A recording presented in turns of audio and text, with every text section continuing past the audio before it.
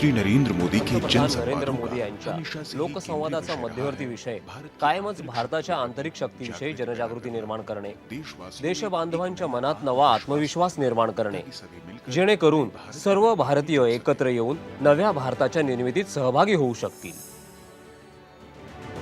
कौन हिंदुस्तानी ऐसा होगा जो भारत को बदलना नहीं चाहता होगा? कौन हिंदुस्तानी होगा जो देश में बदलाव के लिए हिस्सेदार बनना नहीं चाहता हो? 125 करोड़ देशवासियों की यह बदलाव की चाह, यह बदलाव का प्रयास, यही तो है जो नए भारत, न्यू इंडिया, इसकी मजबूत नींव डालेगा.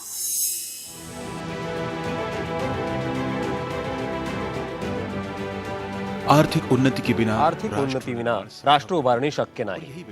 आणि हाच विषय पंतप्रधान नरेंद्र मोदी सातत्याने मन की बात मधून मांडत असतात.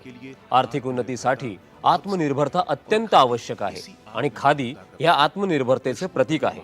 दशकांपूर्वी महात्मा गांधी यांनी खादीला देशाच्या स्वातंत्र्य लढ्याचे आयुध बनवले होते आणि आज पंतप्रधान मोदींनी याच खादीला आर्थिक स्वातंत्र्याचे माध्यम बनवले आहे. आणि यात अतिशय महत्त्वाची भूमिका आहे मन की बात या कार्यक्रमाची. जब महात्मा गांधी की बात करते हैं तो खादी की बात बहुत स्वाभाविक ध्यान में आती है.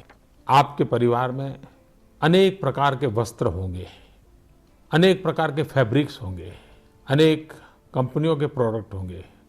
क्या उसमें एक खादी का नहीं हो सकता क्या? मैं आपको खादीधारी बनने के लिए नहीं कह रहा हूं. आप पूर्ण खादीधारी होने का व्रत करें ये भी नहीं कह रहा हूं. मैं सिर्फ इतना कहता हूं कि कम से कम एक चीज, भले हैंडकरचीफ हो, भले घर में नहाने का तौलिया हो सकता है बेडशीट हो, तकिए का कवर हो, पर्दा हो, कुछ तो भी हो. अगर परिवार में हर प्रकार के फैब्रिक का शौक है, हर प्रकार के कपड़ों का शौक है, तो एक ये भी तो होना चाहिए. और ये मैं इसलिए कह रहा हूं कि अगर आप खादी का वस्त्र खरीदते हैं तो एक गरीब के घर में दिवाली का दिया जलता है.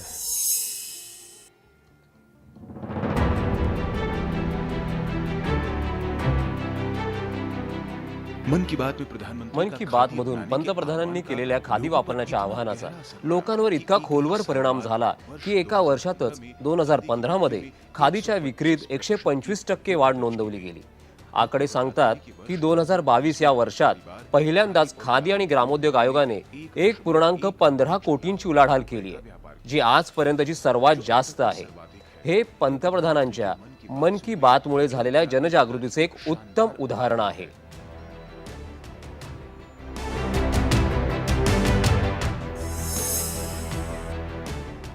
खादी देश की राष्ट्रीय धरोहर है, राष्ट्र का अभिमान है. आज खादी ना सिर्फ देश का फैशन सिंबल बन चुका है, बल्कि देश के गांव कस्बों में रोजगार का सबसे सशक्त माध्यम भी. खादी की बिक्री और उत्पादन में अभूतपूर्व वृद्धि का श्रेय हमारे माननीय प्रधानमंत्री जी को जाता है.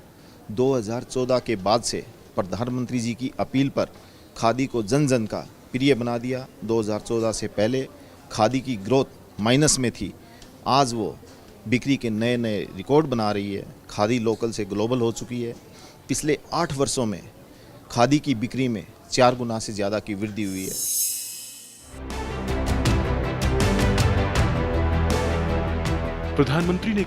पंतप्रधान खादी सोबतच वेगवेगळ्या प्रयोगांबद्दल देखील बोलले आहेत, जेणेकरून खादीला आधुनिक पोशाखाचे रूप दिले जाऊ शकेल. त्यांनी मन की बात मध्ये खादी फॉर नेशन आणि खादी फॉर फॅशन हा मंत्र दिला आणि हा मंत्र लोकांना इतका आवडला की 2020 या वर्षी गांधी जयंतीच्या दिवशी राजधानीच्या कनॉट प्लेसमध्ये असलेल्या खादी भंडारमध्ये एकाच दिवसात 1 कोटी रुपयांपेक्षा जास्त विक्री झाली. पंतप्रधानांनी मन की बात मध्ये याचा उल्लेख केला आणि लोकांना वोकल फॉर लोकल हे सूत्र दिले. खादी और हैंडलूम का ही उदाहरण ले लीजिए. गांधी जयंती पर मैं हमेशा हैंडलूम के लिए, खादी के लिए वकालत करता रहता हूं. और उसका परिणाम क्या है, आपको भी ये जानकर के खुशी होगी. मुझे बताया गया कि इस महीने 17 अक्टूबर को धनतेरस के दिन दिल्ली के खादी ग्रामोद्योग भवन स्टोर में लगभग 1 करोड़ 20 लाख रुपये की रिकॉर्ड बिक्री हुई है. खादी और हैंडलूम का एक ही स्टोर पे इतना बड़ा बिक्री होना ये सुनकर के आपको भी आनंद हुआ होगा, संतोष हुआ होगा। हम लोग का जो खादी भवन का जो सेल है, जो पिछले वर्ष 2022 में करीब 1,34,00,000 का हुआ था और यह आज तक का सबसे ज़्यादा सेल था और यह संभव हुआ है प्रधानमंत्री जी के सहयोग से, क्योंकि उन्होंने इसके लिए उन्होंने मन की बात में जिक्र किया था। तो इसलिए मैं अभी हमारे सभी जो एम्प्लॉई हैं इस पे बड़ी गर्वान्वित हैं कि उन्होंने 1,34,00,000 का सेल किया एक दिन में और आगे भी करने की कोशिश करते रहेंगे।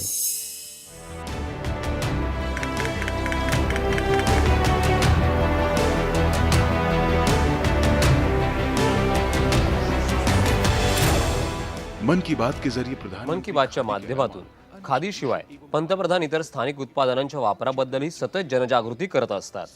देशांतर्गत खेळणी उद्योग विकसित करून तो जागतिक दर्जाचा करण्याचे महत्त्व देखील ते सातत्याने सांगत असतात। मन की बातच्या अनेक भागात त्यांनी देशात नव्याने विकसित होत असलेल्या स्थानिक खेळणी उत्पादन क्लस्टरचा उल्लेख केला। विशेषतः कर्नाटकातील चेलापट्टम, आंध्र प्रदेशातील कोंडरपल्ली आणि आसाम तसेच वाराणसी इथल्या खेळणी उद्योगाचा त्यांनी विशेषतः उल्लेख केला। अवगत कराया।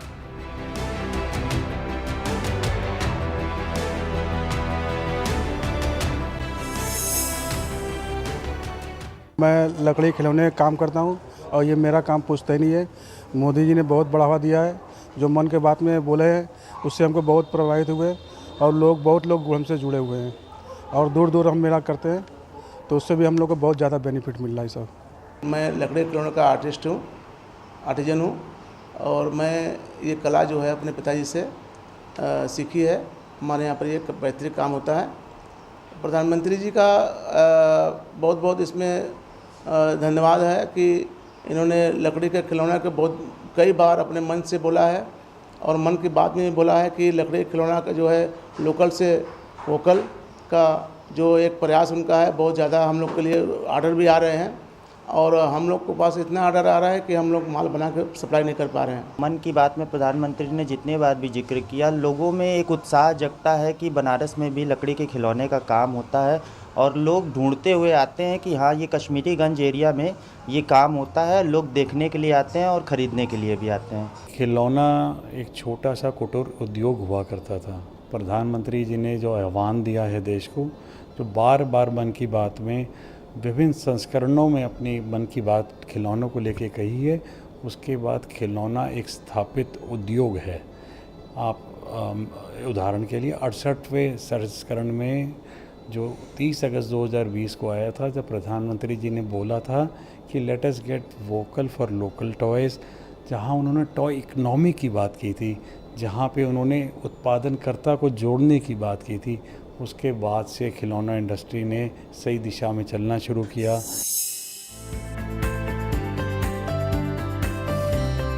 मन की बात में जब पंतप्रधान नरेंद्र मोदी यांनी त्यांच्या मन की बात मध्ये तामिळनाडू इथल्या जगप्रसिद्ध तंजावरी भावल्यांचा विशेष उल्लेख केला। तिथल्या स्वयंसहाय्य बचत गटांच्या महिला प्रामुख्याने या भावल्या तयार करतात। पंतप्रधानांनी केलेल्या उल्लेखामुळे तिथल्या स्थानिक बाहुली कारागिरांची उमेद आणि उत्साह वाढला। आता तर या भावल्यांना जीआय टॅग देखील मिळालाय। तमिलनाडु के तंजावुर के एक सेल्फ हेल्प ग्रुप ने मुझे भेजा है। इस उपहार में भारतीयता की सुगंध है और मातृशक्ति के आशीर्वाद, मुझ पर उनके स्नेह की भी झलक है। यह एक स्पेशल तंजावुर डॉल है जिसे जीआई टैग भी मिला हुआ है। मैं तंजावुर सेल्फ हेल्प ग्रुप को विशेष धन्यवाद देता हूं कि उन्होंने मुझे स्थानीय संस्कृति में रचे बसे इस उपहार को भेजा। हमारे परिवार में गुड़िया बनाने की परिपाटी रही है और यह पीढ़ी दर पीढ़ी जारी है। प्रधानमंत्री नरेंद्र मोदी ने हमारा उल्लेख कर और केंद्र सरकार ने तंजावुर गुड़िया को जीआई टैग देकर हमारा हौसला बढ़ाया है। மத்திய அரசு இதை மேல்மைப்படுத்தி செஞ்சது எங்களுக்கு சந்தோஷம்। மறுபடியும் இதுக்கு அந்த மாறி வராங்க, அதுக்கு காரணம் என்ன? பழைய முறை प्रधानमंत्री नरेंद्र मोदी जी ने मन की बात में कहा है कि तंजावुर में गुड़िया बनाना एक पारिवारिक व्यवसाय है। जब से प्रधानमंत्री जी ने मन की बात में हमारा उल्लेख किया है, गुड़ियों के उत्पादन में वृद्धि हुई है और आर्थिक स्थिति भी सुधरी है। மக்களுடைய ஆதரவு எங்களுக்கு தேவை।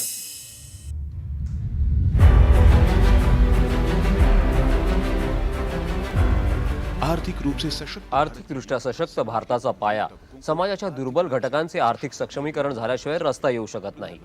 पंतप्रधान मोदींनी या दिशेने ऐतिहासिक पाऊल टाकले.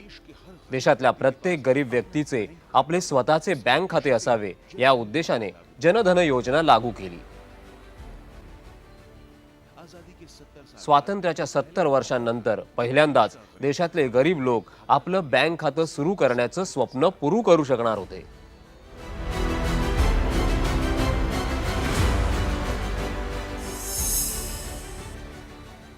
जो काम 60 साल में नहीं हुआ वो इतने कम समय में होगा क्या? कई सवालिया निशान थे. लेकिन मुझे आज खुशी है कि इस योजना को लागू करने से संबंधित सरकार की सभी इकाइयों ने, बैंक की सभी इकाइयों ने जी जान से सब जुट गए, सफलता पाई. तो कई हजारों लोग इस जनधन योजना के तहत ओवरड्राफ्ट लेने के हकदार भी बन गए और उन्होंने लिया भी. और गरीब को बैंक से पैसा मिल सकता है ये विश्वास भी पैदा हुआ.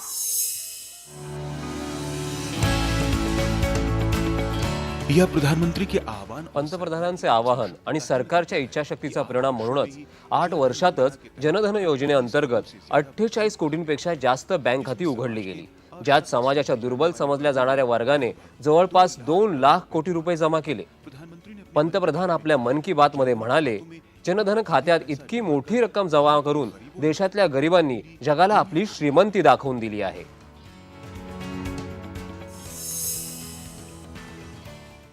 मैंने गरीबों की अमीरी भी देखी. जीरो बैलेंस से खाता खोलना था, लेकिन गरीबों ने बचत करके, सेविंग करके 22,000 करोड़ की राशि जमा करवाई. प्रधानमंत्री जी द्वारा जो जन धन योजना के पूर्व खाता खुलवाना बहुत ही मुश्किल कार्य था और लंबे लंबे फॉर्म भरने पड़ते थे. इंट्रोड्यूसर की आवश्यकता पड़ती थी जब आप बैंक में जाते थे. प्रधानमंत्री जी के इस आह्वान के बाद एक ऐसी मुहिम चलाई गई जिसके द्वारा एक तो पहले फॉर्मों का सरलीकरण किया गया और एक पेज का फॉर्म किया गया. अगर हम पूरी योजना को एक ठीक तरह से देखें तो जैम ट्रिनिटी के माध्यम से हर गरीब व्यक्ति को बैंकिंग इंस्टीट्यूशन से जोड़ा गया, जिससे कि वो आसानी से अपना पैसा जमा करा सके और बैंकों को अगर उनको कोई ऋण वगैरह देना है तो वो भी आसानी से सुचारू रूप से दिया जा सके. जनधन योजना का सबसे बड़ा जनधन योजनेचा सर्वात मोठा लाभ असा झाला की लोकांना देण्यात येणारे सरकारी अनुदान, विधवा सेवानिवृत्ती, गरीब विद्यार्थ्यांना शिष्यवृत्ती, मनरेगाची मजुरी, शेतकरी सन्मान निधी इत्यादी सर्व थेट बँक खात्यात जमा होऊ लागले. यामुळे दलालांची भूमिका पूर्णपणे संपुष्टात आली, जे पूर्वी गरिबांचे शोषण करत असत.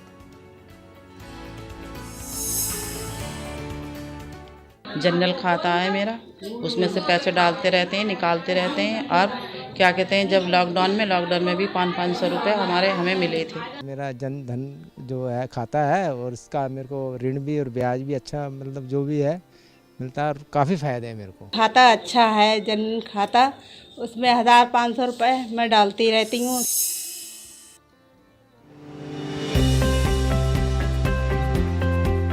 समाजातील कमी उत्पन्न असलेल्या घटकांचे सक्षमीकरण करण्यासाठी जे आणखीन एक ऐतिहासिक पाऊल केंद्र सरकारने उचलले ते होते लहान उद्योजकांना 10 लाखांपर्यंत कर्ज देण्याची योजना. या योजनेला नाव दिले गेले पंतप्रधान मुद्रा योजना. ही योजना 8 एप्रिल 2015 ला सुरू करण्यात आली. या योजनेअंतर्गत आतापर्यंत जवळजवळ 38 कोटी कर्ज देण्यात आली आहेत आणि अंतर्गत 20 लाख कोटी रुपयांहून अधिक रक्कम देण्यात आली आहे. इतकंच नाही तर पहिल्या 3 वर्षातच या योजनेमुळे 1 कोटींपेक्षा जास्त अतिरिक्त रोजगार तयार झाले आहेत. इस योजना का मुख्य उद्देश्य समाज के पिछड़े वर्ग के या ऐसे व्यक्ति जो वित्तीय सुविधाओं से दूर हैं उन लोगों को लोन लेने के लिए मेन स्ट्रीम में लाने का प्रावधान किया गया.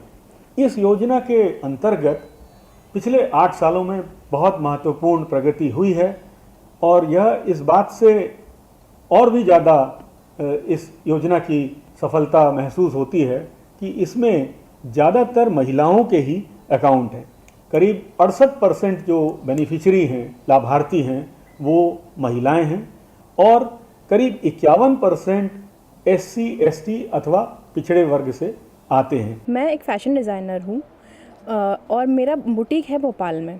काम शुरू करने के लिए जो हमारी मुद्रा योजना है उसके थ्रू मैंने अपना काम शुरू करा। मैंने 3.5 लाख का लोन लिया था जिसमें कि मुझे 1.5 लाख सब्सिडी भी मिली विदाउट गारंटी। ये लोन बहुत ही मुझे हेल्पफुल हुआ, जिसके थ्रू मैं अभी अपना खुद का काम कर रही हूँ और प्लस मैं अभी दूसरों को भी काम दे रही हूँ। 50,000 का लोन लिया बैंक ऑफ इंडिया से, तो बहुत कम ब्याज दरों में मिला मुझे, जिससे मुझे काफ़ी मेरे पैसों की बचत हुई। व्यापार बड़ा है पहले से, तो हम लोग 2 भाई लगे रहते हैं इस व्यापार में, और इससे अपना व्यक्तिगत जीवन में भी सुधार हुआ है। पहले अब हम लोग के बच्चे भी कॉन्वेंट स्कूल में जाते हैं पढ़ने। ये सब काम बहुत आसान से चला जा रहा है। पहले का क्या था, होकर वेंडर्स हमारे जाते थे बैंक में तो 50 तरह का कागज मांगते थे, अभी उतना कागज की जरूरत नहीं है। एक तरफ जहां मुद्रा योजना एकीकडे जिथे मुद्रा योजना सुरू करून पंतप्रधानांनी लहान आणि मध्यम उद्योजकांच्या आर्थिक उत्थानाचा मार्ग मोकळा केला, तिथे दुसरीकडे जानेवारी 2016 मध्ये स्टार्टअप इंडिया योजना सुरू करून त्यांनी आधुनिक तंत्रज्ञान आणि आर्थिक व्यवस्थापनात पारंगत युवा व्यावसायिकांना प्रोत्साहन देण्याची मोहीम हाती घेतली। स्वतः पंतप्रधानांच्या शब्दात या नव्या भारताच्या आत्म्याचे प्रतिबिंब दिसून येते।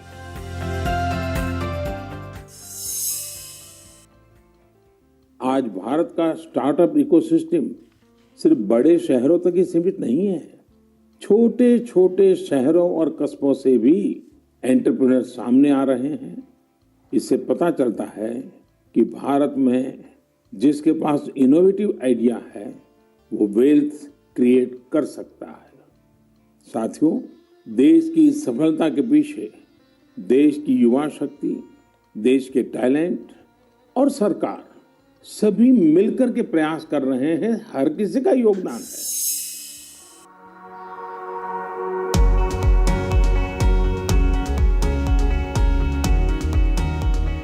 स्टार्टअप इंडिया मोहिमेचे यश याच गोष्टीतून दिसून येते की जिथे 2016 मध्ये देशात केवळ 450च्या आसपास स्टार्टअप होते, तिथे केवळ 7 वर्षात आज ही संख्या वाढून 94,000 झाली आहे। इतकंच नाही तर या स्टार्टअप मध्ये देखील युनिकॉर्नची संख्या 100 पेक्षा जास्त आहे। युनिकॉर्न म्हणजे अशा कंपन्या ज्यांचे मूल्य 8,000 कोटींपेक्षा जास्त असते। आज भारत स्टार्टअपच्या बाबतीत अमेरिका आणि चीनच्या पाठोपाठ जगात 3ऱ्या क्रमांकावर आहे।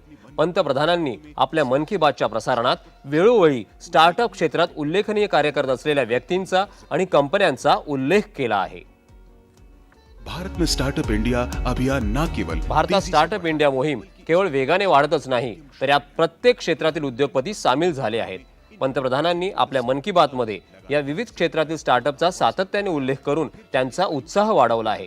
मग ते आयुष अथवा कृषी क्षेत्रातले स्टार्टअप असो अथवा विज्ञानाच्या क्षेत्रातले अथवा अंतरिक्ष आणि ड्रोन तंत्रज्ञानाचे स्टार्टअप असो, सर्वांना आपल्या मन की बात मधून पंतप्रधानांनी प्रोत्साहन दिले आहे।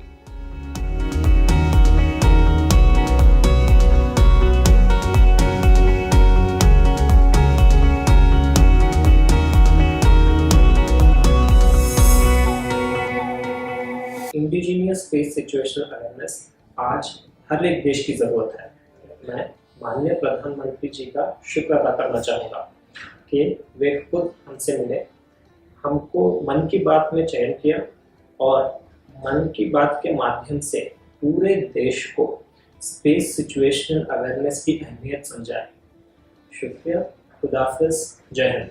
I think one of the best things that has happened to the entire startup ecosystem in our country is the recognition of the government at the topmost level, literally the Prime Minister office level, about what startups can do for our country, right? So from a space tech startup standpoint, I think having a dedicated Man Ki Baat session, for example, which spoke specifically about space startups, the Prime Minister himself attending the inauguration of the InSpace headquarters. But I think these things are, making us actually get a lot of validation from customers, investors, probably even vendors, I would say, right? And then one thing that has made startups a commonplace thing in the entirety of the country is the fact that there was a startup day that was also announced directly from the Prime Minister himself. Honorable PM Modi ji speaking about Dhruva Space in his Man Ki Baat was an incredible recognition for the work that we are doing as a full stack satellite company. It definitely had a domino effect on the growth evolution of the company. It reassured faith in our customers, investors, partners, and suppliers that we together as an ecosystem is working on the right path of building innovative technology in the country to serve domestic and global requirements. प्रधानमंत्री के initiative से ही है कि हमारी industry अभी जिंदा है। तो हम लोग ड्रोन बनाने में 2016 से हैं एंड तब शुरू में बहुत डिफ़िकल्ट था। तो 2021 अगस्त में इंडियन ड्रोन पॉलिसी लिबरेट हुई और उसके बाद फरवरी 7, 2022 में India band import of foreign drones. तो उससे क्या हुआ कि जो छोटे छोटे प्लेयर्स हैं हमारे जैसे, they got an opportunity to actually build the drones in India. India में आज 300 से ज़्यादा कंपनीज है जो कुछ ना कुछ ड्रोन के बिजनेस में काम कर रहे हैं।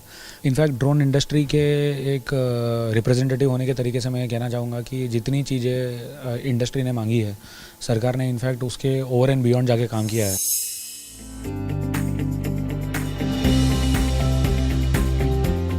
अर्थ जगत में एक आर्थिक जगतात आणखीन एक क्षेत्र आहे ज्यात भारताच्या प्रगतीने संपूर्ण जग अचंबित झालं आहे। ते आहे डिजिटल व्यवहार क्षेत्र। रोखीशिवाय किंवा कॅशलेस व्यवहारात यूपीआय आणि भीम सारख्या सुविधांमुळे सर्वसामान्य भारतीयांसाठी विना रोख व्यवहार अतिशय सुलभ झाले आहेत। डिजिटल व्यवहाराच्या इतक्या व्यापक प्रसारात पंतप्रधानांच्या मन की बातची महत्त्वाची भूमिका आहे। एकीकडे जिथे 2017-18 मध्ये केवळ 2000 कोटी डिजिटल व्यवहारांची नोंद झाली, जहां 2017-18 में मात्र 2000 करोड़ डिजिटल लेनदेन दर्ज किए गए थे, वहीं तिथे केवळ 5 वर्षातच ही संख्या 4 कोटींपेक्षा जास्त वाढून 2022 मध्ये 9000 कोटींइतकी झाली आहे।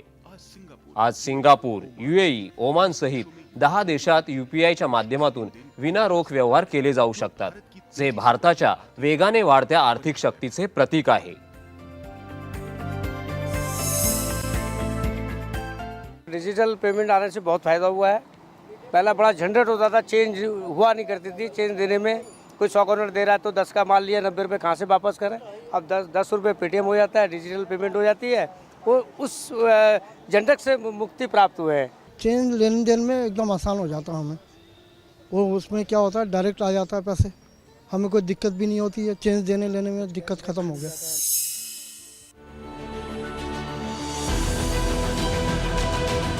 देशवासियों में भारत की देशवासियांच्या मनात आपल्या अंतस्थ शक्तींविषयी एक नवा विश्वास जागृत झाला आहे। आज भारत ब्रिटनला मागे टाकून जगातली 5वी सर्वात मोठी आर्थिक शक्ती बनला आहे आणि वेगाने पुढे जात आहे। देशातल्या लोकांचे जीवनमान वेगाने उंचावत आहे आणि या सर्वांगीण विकासाचा साक्षीदार आणि सारथी बनत आहे पंतप्रधान नरेंद्र मोदींचा मन की बात कार्यक्रम।